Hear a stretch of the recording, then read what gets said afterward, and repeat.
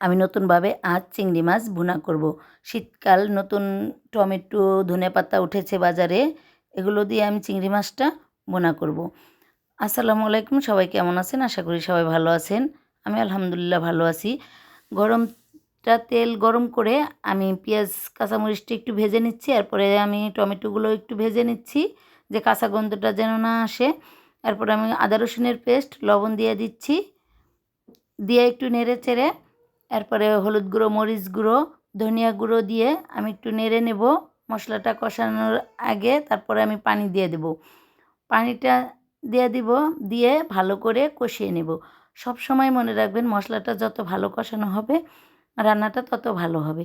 মাছটাও সুন্দর করে কষিয়ে নেবেন এমনভাবে যেন কষানোতে তেল উঠে আসে, তারপরে ভাববেন যে আপনার মাছটা কষানো হয়ে গেছে। এরপরে আমি রান্নাটার জন্য পানি দিয়ে দেব। পানি দিয়ে কিছুক্ষণ রাখবো, রেখে সিদ্ধ হলে আমি একটু পানিটা শুকায় আসলে ধনেপাতা দিয়ে আমি রান্নাটা শেষ। এতে আমার রান্নাটা হয়ে গেছে। কেমন হয়েছে জানাবেন। এটা বাচ্চারা তো খুব পছন্দ করে, আমারও খুব পছন্দের।